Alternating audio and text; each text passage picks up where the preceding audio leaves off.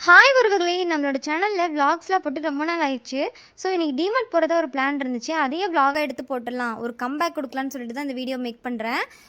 இன்னைக்கு ஒரு சேலஞ்ச் பண்றதுக்காக தான் டிமார்ட்டுக்கே நாங்க போறோம். அது என்ன சேலஞ்சுனா ₹500 வேணுங்கிற திங்ஸ் எல்லாம் வாங்கிரணும். அதுக்கு மேல ₹1 கூட செலவு பண்ணக்கூடாது.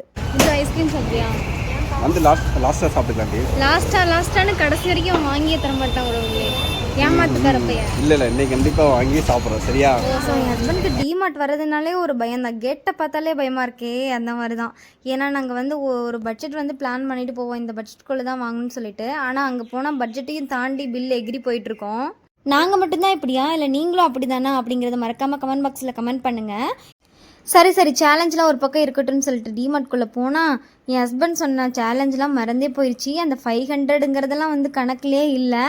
அந்த மாதிரி எனக்கு பார்க்குற பொருள் எல்லாம் வாங்கணுன்னு தான் தோணுச்சு. ஃபஸ்ட் எடுத்தோடனே நாங்கள் பிஸ்கட் இருக்க செக்ஷனுக்குள்ளே தான் நுழைஞ்சோம்.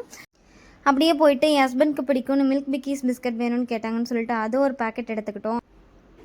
அடுத்து அப்படியே மேலே போனால் என்ன ஐட்டங்களோ அப்படிங்கிற மாதிரி தான். எனக்கு பிடிச்ச செக்ஷன் பிளாஸ்டிக் டப்பாஸ்லாம் இருக்கிற செக்ஷன். டிமார்ட்னாலே எனக்கு டப்பா மார்ட்டுங்கிற மாதிரி தான் ஞாபகமே வரும். ஏன்னா அங்கே போனால் எத்தனை டப்பா வீட்டில் இருந்தாலும் அங்கே இருக்கிற டப்பாவெல்லாம் பார்த்தா எனக்கு அப்படியே எல்லாத்தையும் அள்ளிட்டு வீட்டுக்கு வரணும்னு தான் தோணும். ஆனால் நம்பால எதையுமே வாங்க விட மாட்டார். எடுக்கிற எல்லா பொருளையும் அதே இடத்துல வச்சுட்டு வந்துரு அப்படின்னு சொல்லிடுவான். பாப்பா ட்ரெஸ் வைக்கிறது தான் பீரோ இருக்குது.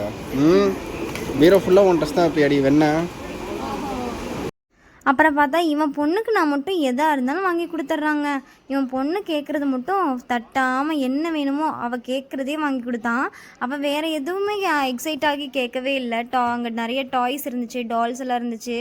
எதுவுமே அவள் கேட்கல. அவளுக்கு வந்து பால்னால் தான் ரொம்ப பிடிக்கும். ஸோ கையில் வச்சுருந்தாங்கள்ல அந்த ரெட் கலர் பால், அந்த பால் மட்டும் தான் நாங்கள் வாங்கினோம். வேறு எதுவுமே வாங்கலை. அவள் எக்ஸைட் ஆகிற மாதிரி எந்த திங்ஸுமே அங்கே இல்லை. பாப்பாக்கெலாம் ஆல்ரெடி வீட்லேயே சிப்பர் பாட்டில்லாம் நிறையா இருக்குது. ஸோ அதை வாங்கி என் காசு செலவு பண்ணுன்னு சொல்லிட்டு நெக்ஸ்ட் செக்ஷனுக்கு போகலான்னு போனேன். அங்கே பார்த்தா பாத்திரம் கழுவுற அந்த ஸ்க்ரப்பரு அதெல்லாம் இருந்துச்சு. சரி வாங்கலாம் இல்லை பார்க்க தானே செய்கிறேன் அப்படின்னு சொல்லிட்டு நின்னா, அதெல்லாம் ஆல்ரெடி வீட்டில் இருக்குல்ல, அப்புறம் என்னத்துக்கு மறுபடியும் இங்கே வந்து நின்றுக்கிட்டு இருக்க அப்படின்னு சொல்லிட்டான். ஏய் என்னது இது? ஆல்ரெடி வாங்கி வச்சதுலேயே ஐஸ்கிரீம் பண்ணி தர மாட்டேங்கிறா. வெண்ண போய் ஃபஸ்ட்டு வா ஓடு. ஓ ஓ சீக்கிரம் கிளம்பலாம். பூடி கொண்டு வா.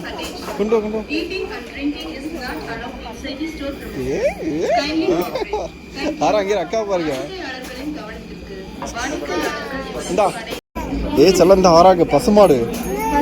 இது நாயா? நாய்க்கு என்னடி பொட்டு வச்சிருக்காங்க. என் ஹஸ்பண்ட் பார்த்தீங்கன்னா அவளுக்கு இந்த பொம்மை பிடிக்குதா அந்த பொம்மை பிடிக்குதான்னு மாற்றி அவளை கேட்டு தொல்லை பண்ணிக்கிட்டே இருந்தான். ஆனால் நான் ஏதாவது கேட்டால் மட்டும் இது இப்போ உனக்கு தேவையில்லை தானே, எதுக்கு தேவையில்லாதெல்லாம் வாங்குற அப்படின்னு சொல்லிட்டு எடுத்த இடத்துலேயே கொண்டு வச்சிடறான். பார்த்துக்கோங்க உறவுகளே, இவங்களுக்குன்னு ஒரு பொண்ணு வந்துருச்சுன்னா உருகி லவ் பண்ண நம்மள மறந்துடுறாங்க. ஏன் எனக்கு மட்டும்தான் அப்படி நடக்குதா இல்லை வீடியோ பார்க்குற உங்களுக்கு அப்படி நடக்குதா? அப்புறம் அப்படியே பில்லு போடுற கவுண்டருக்கு வந்தாச்சு உறவுகளே. பில்லும் போட்டாச்சு. ₹500 தான் பர்ச்சேஸ் பண்ணிங்களா அப்படின்னு கேட்டால் அதுதான் இல்லை, ₹797 வந்துருச்சு. எப்படி பார்த்து செலவு பண்ணாலும் இந்த டிமார்ட்க்கு போனால் மட்டும் செலவு எப்படியாவது ஒன்று ஆயிடுது உறவுகளே. எதுவுமே வாங்காத மாதிரி இருக்குது. ஆனால் பில்லு மட்டும் ₹797 வந்துருச்சு. சரி என்ன பண்ணுறது அப்படின்னு சொல்லிட்டு கிளம்பிட்டோம். அப்படியே போகிற வழியில் அம்மா உணவகம் இருந்துச்சு. என் சிஸ்டர்ஸ்லாம் சொல்லியிருக்காங்க இந்த உணவகத்தில் ரொம்பவே நல்லாயிருக்கும், ஹைஜெனிக்காக இருக்கும்னு சொல்லியிருக்காங்க. சரி ட்ரை பண்ணி பார்க்கலாமே அப்படின்னு சொல்லிட்டு நாங்களும் போய் ட்ரை பண்ணி பார்த்தோம். பாப்பாவும் கேட்டான்னு சொல்லிட்டு அவளுக்கு ஒரு வாய் ஃபீட் பண்ணோம். அப்புறம் அப்படியே கொடுத்துட்டு அவள் ஏதோ கை காமிச்சு காட்டிக்கிட்டே இருந்தாலாம். என்னன்னு பார்த்தா நம்ம சிஎம் சார் ஃபோட்டோ. அவளுக்கு விஜய் சார்னா ரொம்ப பிடிக்கும். ஸோ விஜய் சார் ஃபோட்டோ எங்கே பார்த்தாலும் கை காமிச்சு சொல்லுவான். அப்புறம் என்ன பண்ணுறது, அப்படியே ஜாலியாக சாப்பிட்டுட்டு அப்படியே வீட்டுக்கு வந்தாச்சு. செல்லக்குட்டி, தங்கக்குட்டி, வெள்ளக்குட்டி.